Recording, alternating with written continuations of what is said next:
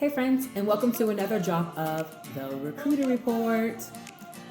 As a recruiter, the scariest thing I hear lately is people talk about AI and then they say things like, ooh, I am not messing with that. It is gonna steal all my information. If I use all that, then what do they need me for? It's gonna replace me and no one's gonna have a job. False. Not true. If you are not using AI in terms of your job search or within your current job, you're slipping. I'm going to tell you how and why. Today we'll get into some actual tactical things in terms of how you can use artificial intelligence, because guess what? Your competition is other applicants for the jobs you're applying to, your competition within your own organization, your teammates and colleagues are using it to get better at their job. So you're leaving money and opportunity on the table. And I want all of us to get our money. So let's talk about some of the ways that you can be using artificial intelligence, AI, ChatGPT, there's Gemini, there's Meta AI, there's Copilot, there's Claude, the list goes on. But here's some of my tips, and the one that I use most frequently is ChatGPT and Meta AI. In terms of, I use ChatGPT for a lot of content or written and text-based language, and sometimes for some graphics. And for graphics and video, I'm going to lean more into Meta AI. I do not work for either of those organizations, nor do I have any affiliation, just a fan. And at this point, I would say myself an intermediate level user. So let me tell you how. So you listen to my other video and you have a LinkedIn profile. You're not sure how you feel about it, and you are pondering, like, is this the best foot forward? Here's an easy thing. You have that LinkedIn profile. Go ahead and drop your LinkedIn profile. You can, there's a place to attach on any of the AI tools, and you're going to attach that as a file, and you're going to use this prompt. Optimize my LinkedIn profile to make me marketable for this type of opportunity or this type of positioning. Are you an entrepreneur looking to grow your brand or get customer traction? Then you're going to put in that type of language. Are you a person who's on a job search? Are you a person who's currently employed but looking to level up for your next opportunity? Whatever your goals are, that is what you're going to put in the prompt. Again, ChatGPT or whatever the AI tool is, optimize my LinkedIn profile for this type of target, whatever the action is. What are you looking to do? Are you looking for work in this particular field? Are you trying to make a career shift? It is going to help you and give you some honest feedback. Again, it is what all this artificial intelligence is doing is essentially a search engine on steroids. So what it is doing functionally is scraping content from all over the web and bringing it back to you in a synthesized fashion. It is, yes, taking note of the information you're putting into it. So don't put personal information or information you don't want it to know. But at the same lens, the artificial part is you're training it to know you, your preferences, how you think, and how to use it. So again, this prompt is going to give you some pretty honest feedback, because it's scraping all over the web and looking at other LinkedIn profiles and making a comparison to other people in the fields that you might be in, and giving you some feedback again, objectively about how your LinkedIn profile might compare to others. So this is one way in terms of if you're job searching or looking to make a transition or just positioning yourself, that you can be putting your best foot forward. And for people that are job searching or looking for information, LinkedIn is one of those professional places that even if you have a resume, recruiters, hiring leaders are gonna literally plug that in to take a look and just check you out on both a personal and vibe level in terms of who you are. So the resume might be a static thing talking about your work history, but the LinkedIn profile, let's say it's gonna be their way to look in your eyes in a virtual way. If you looked at my previous videos, you maybe got a little bit of sticker shock because I told you that when you are applying to positions, your resume is going to be customized for the very position you're applying to. If you're applying in a specific industry, then you're going to highlight any type of things that might be related to that industry, calling out times and when you've worked in that space, and making the correlation. So I know it's hard enough to write one resume, but I'm going to challenge you. And the idea is that you want to customize your resume for the specific position you're applying to, calling out the particular qualifications that it's looking for, calling out what is necessary and essential to that particular job, and even that specific organization. So if that feels like a headache, then use technology. That's what it's here for. So how do you do that? In this particular instance, have the resume, whatever version of the resume that you have, your most up-to-date resume, making sure you're including your current position or the end date for your last role. And what you want to do is attach that. There's a section to attach. And then what you want to do is take the specific position you're applying to and highlight the text of that job description. And here's the prompt. You have your resume attached now. You have the job description copied in the text of that. And this is what the prompt or guidance you're giving to ChatGPT. You are saying, customize my resume to be the most relevant and align to this particular position. Now, here's some guardrails. Don't expect miracles. ChatGPT could come back and say, this isn't you, boo. This isn't your background. You're not a fit. It is literally taking your resume and work history and trying to make sense of it. It isn't wizardry. So take that feedback to heart. Take an honest gut check and say, should I be applying to this if that's the case? Another call out is that review. So maybe ChatGPT came back and highlighted some of your experience, but here's the thing. Don't make yourself a liar. If it called on some experience and maybe over-index in places or experience that you don't have, do not lie. When you get into an interview, you will get found out. So really, two things. Using the prompt as guidance and helping you optimize, but don't lie. It does no one any good in that you're just don't lie. I don't need to go into it. Either it's your experience or it's not. You did it. The recruiter or the hiring leader called and now they want to set up an interview. Well, if writing that resume wasn't hard enough, now you got to get ready for the interview. And even as a recruiter, I myself, my heart starts to beat, the pressure's on. Now I'm really in the game. But there's that old technology thing again. How are you putting your best foot forward? And how can you use AI tools to make you level up and get ready for the interview? Let's go. So you have your resume on hand. And why don't you take a look? You probably have the name of the person that you're about to speak with, the interviewer or hiring leader. Why don't you take a look at either their bio online from the company website or check them out on LinkedIn? If that information isn't accessible to you, literally Google them. You can ask ChatGPT to pull up a profile on that person if they have you're putting in their name and the company. And so that might bring back some results in terms of learning about them. So again, you have your resume. These are the contents that you have on hand. You have your resume, you have a LinkedIn or bio about the interviewer that you'll be interviewing with. And now here's a fun one. You know, on company websites, how they'll have like their mission statement, their core values, their principles, and things of that nature.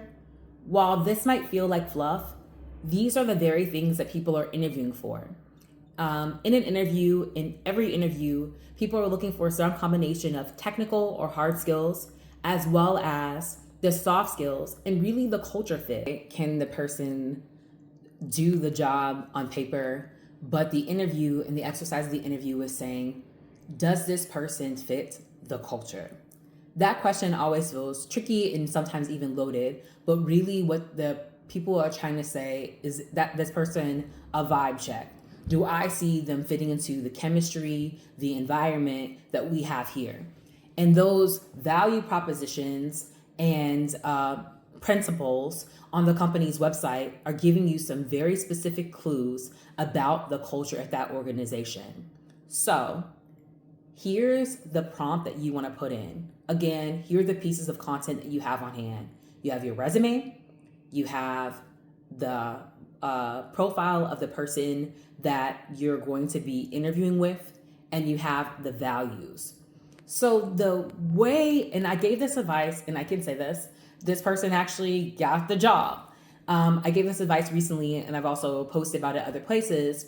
But what you're going to do is you're going to do two different exercises. The first exercise is you're going to attach into ChatGPT a copy of your resume, and then you're going to take the person's LinkedIn profile, and you can attach a link to that, or there's a URL for their LinkedIn profile, and you're going to put that there either or. You can either attach a copy by downloading it, or you can put in their actual LinkedIn URL or the email or the web address to their specific LinkedIn profile. And this is what you're going to ask. Based on my work history, what are going to be the things that would be impactful or resonate with this person? So, again, if you're interviewing with a particular person, if they have a sales background, and they're going to be leaning in terms of revenue, booking business, percentages, numbers.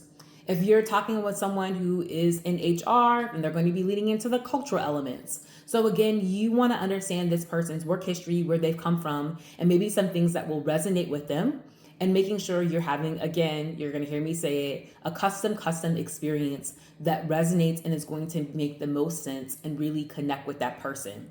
So that's part one in terms of interview prep, connecting with your interviewer.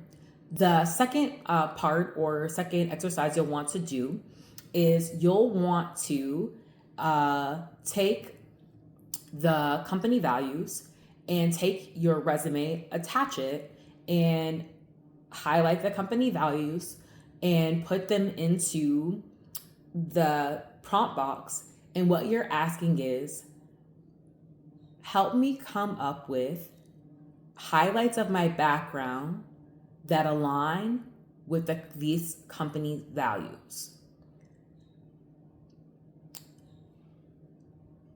Take my resume and help me come up with highlights that align with these company values. So you have no idea, and most times you don't get an idea of the type of questions that might be asked in your interview, but you should be on ready. You should have some idea of, I use the term your career highlights reel, of places you want to go and make sure that you strut yourself in that interview.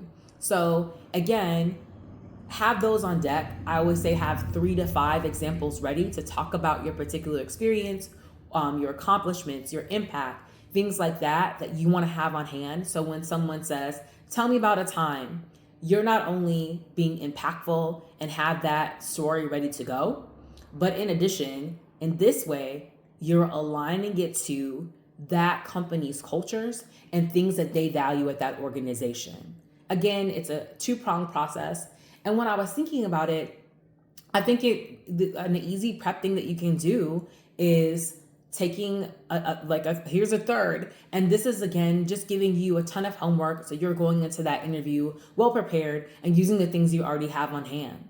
Take the job description, take your resume, drop both of those things as attachments or copy paste them into the prompt, and you're asking, help me come up with sample questions for my interview. Interviewers all have their own unique style, but this might be a way to prepare yourself for the type of questions that might be asked. In this preparation, you can also ask yourself, I don't think I was ready for that question. I don't feel the most comfortable. Practice with a friend, a spouse, a child. Again, you want to go into the biggest fail I see in interviews is people come unprepared, in that they are not prepared for the level or complexity of questions. They don't know how to talk about their background intelligently. So the more homework you can do, the more confidently you show up. It's natural that we all will have anxiety, and that's a healthy thing. That means we want it. But you want to make your best showing by being prepared and having a level of ease and comfort in around talking about your experience. And if you're not confident and pumped about you, how is the interviewer, recruiter, or hiring leader going to be? Come on, let's do this. So again, for your interview prep, you're taking the LinkedIn profile or bio of the interviewer. You're taking the job description, and then you're also highlighting the values of that organization or principles. Sometimes they're listed as on the company site. The way that you can find these is a lot of times on the company page when you have like about us, that it might be listed there. And again, they might say something like values or principles. This is a place that will point you to some of their culture cues in terms of what does it mean to work in this organization? What is the vibe? What is the feel? What are the things that are important to people that work there? So maybe you already have a job. You're not in search or looking for your next opportunity, but you keep hearing the buzz about all of the AI and you're worried. How does it relate to you and your role? Maybe you work in a space that's pretty cut and dry, that isn't so tech heavy, but I challenge you in that there are things that you do in your job that you could be leveling yourself up, spending less time on some tedious task, and getting out of your head. So the one I feel like I use every day is that sometimes you have to communicate information that might be either more complex or emotionally charged. And when I'm doing that, I can tell you the first thing I do. I write out my message in my speak, and you want to write out your message first because you want it to sound like you. You don't want it to sound like a robot. You want it to sound like a better you. So my favorite one to write is if I have to write something more terse or more complex or strong, then I might write out my message, then I drop it in the prompt, and the message that I'm asking is, give me feedback on my tone. Not only is it going to give me feedback, but it's going to help if I sound more terse or less friendly, then it's going to give that feedback and offer some recommendations about how I can sound more polite, how I can be more thoughtful in my communications. Again, your job as a user, what makes it artificial intelligence, is to take another glance, edit and revise so it sounds like you. What you don't want to do is just simply let ChatGPT or AI or Copilot do the work and come back with gobbledygook because it doesn't sound like a human being, because you didn't take that extra edit or extra scan. So that is for, again, optimizing emails. If you need to write something that is more complex and you're dealing with someone in written communications, I would pause and say, is this a time that I might want to pick up the phone or hop on a Zoom or Teams call? But if those things are not available and that's not the other person's style, here's some things that you can do. You can take the message that you were going to write, and even if it's shorthand, doesn't make a ton of sense, what the prompt that you can use or the guidance could be, help me rewrite this message for clarity and conciseness. Help me rewrite this message for clarity and conciseness. Again, it's going to clean up, take out the fluff, and get more to the point, particularly if you're giving instruction, feedback, or direction, that you want it to be clear and you also want it to be concise. Everyone's been there. You get a message back and it's a paragraph, and if you don't have the time, you're going to opt out. If it's too much content or data or fluff, then you're going to opt out because you're trying to make sense of it and it's harder to read. So again, rewrite this message for clarity and conciseness. You want it to be clear and brief.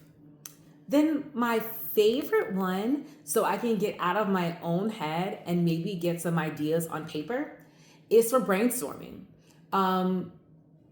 This will be definitely a time saver, and it will get your mind going in terms of getting information, researching. And again, the way that AI is designed, it is essentially an aggregator, which means it is pulling information from multiple different sources and just dumping it in one place for you. I think of it as like Google on steroids. And again, it's searching around the web and searching through all the different content and things like that to get you answers and a lot of information, but breaking it down to one particular stream of information. So here is a fun one for brainstorming. If you have an idea, let's say that you're trying to start a new, I can only think of recruiting examples. I was going to say an intern program, referrals. Let's say you're trying to come up with a travel policy. You can start, I think the best place to start is by literally dumping into the tool what are some of the ideas you already have, and then allowing that to be more of a conversational interaction with you. So for example, you're saying, help me come up with a company travel policy. If, as you feel comfortable security wise, putting in the company name, it's going to pull out things from your company website. It's going to understand the dynamics of your business. We want people to have this amount of per diem. We have a company website that people book travel on, feeding it information so it's going to be able to level up your thinking and take you further. And again, the idea is, help me come up with the framework. Here are some of the ideas that I currently have. It's going to bring back some ideas for you, but my challenge to you, and again, this is the artificial in the intelligence, is that how can you push it further in terms of ideas you've already been thinking about and use it as a collaborator? Again, I'm going to say this. Don't just take what it brings back to you and present that. Put your own stank on it. Put yourself into that. Use some of the information that is shared. Make it your own, because this is how you provide value, is that you're using it as a tool, but you are the artist. That it is but a paintbrush and a canvas. What you're contributing to it is bringing the beauty and the magic. So I think that's a good place to leave off in terms of all the different ways that you might be able to use AI in terms of future or current opportunities. If there are things that you want to know how to do, I definitely would consider myself an intermediate level user in that I do my thing on there and I've used some of the tools. But if you want to know more about how you can get comfortable, have more confidence, and have fun with using AI, definitely like, comment, and subscribe for more on fun tips and tricks like this. It's the Recruit Report. Thanks for watching. Talk to you soon.